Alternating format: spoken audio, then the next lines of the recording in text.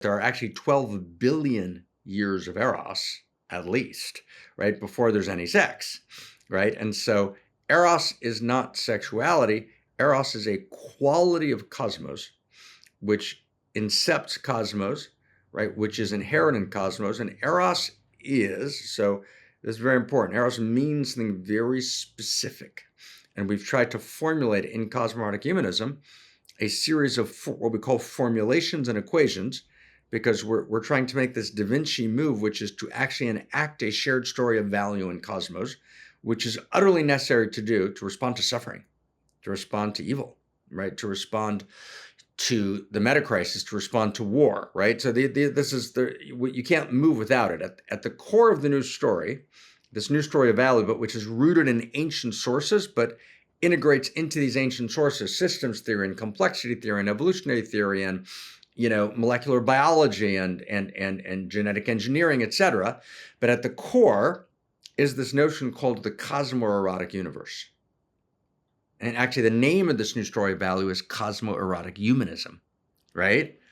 So at the core of the cosmoerotic universe, of cosmoerotic humanism, is this realization that reality is Eros all the way up and all the way down, and that Eros means something across all channels. What does Eros mean? So Eros equals the experience of radical aliveness, desiring ever deeper contact and ever greater wholeness, which in turn generates ever more value. So let me just play it again, Sam, a little Woody Allen. We'll say it one more time, just so we'll have it, in front of us. And that was one of Woody Allen's good movies back in the day. Play it again, Sam. So Eros equals the experience of radical aliveness. Now, it's funny, we get that part of Eros. We associate Eros with aliveness, but we stop there. But you can't stop there.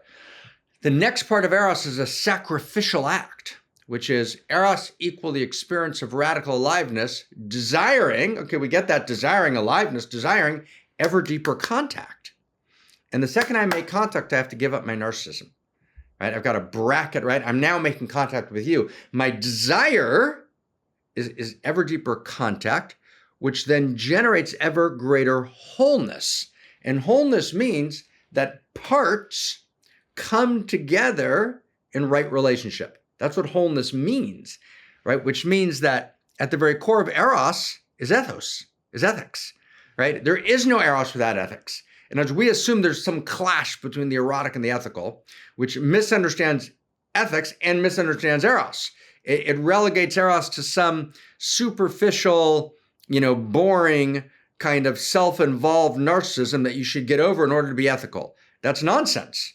No, Eros is the very core of cosmos. So just as an example, my friend, so let's say you are, a nuclei, a proton and a neutron wandering around some 380,000 years after the Big Bang. And of course, a proton and a neutron are three quarks, up quark, down quark, up quark, proton, down quark, neutron, right? So you form the nuclei, right? And now then it's 380,000 years later, and you feel this intense, you're a proton, this intense allurement to this electron. And this electron, which is much smaller than you, you look like a funny couple walking around, right? Electrons kind of, are way, way, way smaller, but the electron's madly attracted and allured to you. And so out of that profound allurement, you come together. So you both experiencing the allurement and the desire of this radical aliveness. You're drawn towards each other. You make contact. You then create a larger wholeness, which then generates ever more value. And that ever more value is an atom. An atom is a quality, right, which is substantively and substantially of an entirely different order of value than anything that came before. So all of a sudden, what we just did in this very short amount of time, it actually changes everything. It's a Copernican revolution based on profound readings of the structure of reality itself that actually neither religion or science are doing. Religion is kind of lost all too often in its superficial forms and its own kind of dogmas and stories. In its depths, religions have an enormous amount to say, right? Enormous amount to say. And you practice in the Sikh tradition, which is beautiful, like deep bow, brother. I practice in the kind of Solomonic mystery tradition in a kind of, committed way. But religion doesn't. Religion talks about its own symbolic language, its own sacred mythology, its own practices, but it doesn't yet know how to speak in a language which incorporates everything and tells that this is the structure of reality. And science speaks in its own dogmas and its own jargons. So we have to actually cut through and actually understand what is the essential nature of reality, in which we bring to bear, right, the deepest empirical understanding of both reality's interiors and exteriors, because reality's interiors and exteriors all the way up and all the way down. And we realize, we live in a cosmorotic universe. And reality is Eros. And reality is Eros all the way up and all the way down the evolutionary chain. And I am participatory in that field of Eros. And for 12 billion years of Eros, that Eros moves and drives reality. Eros is always desiring deeper contact and greater wholeness, which generates ever more value. That's the Eros equation. And we could even say, we'll just kind of wrap this, that the word Eros by itself is insufficient. It's actually Eros value. Eros and value are actually one word. It's Eros value all the way up and all the way down. That's actually because Eros doesn't live independently of value. There's no such thing as Eros. Eros is always Eros value. It's always a desire inherent in the structure of cosmos so the plot line of reality is animated by desire. Desire is always a desire for value and for the evolution of value.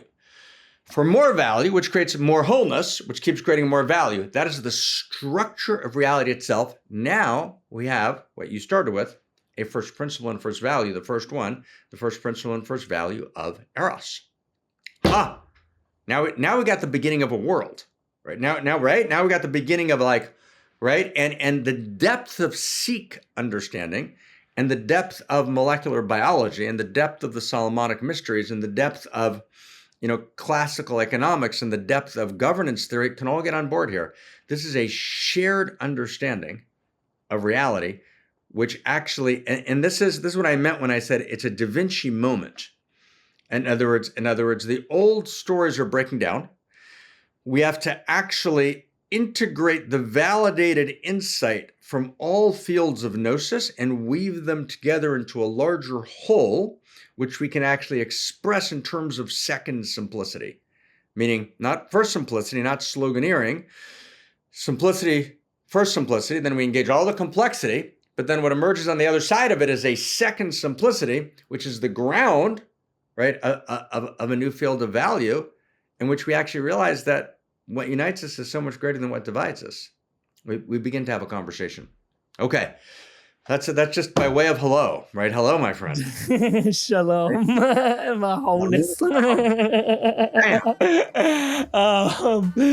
Hey there, Inspired Evolutionary. If you absolutely love this, well then here's a full conversation with this guest on the Inspired Evolution podcast. Check it out now.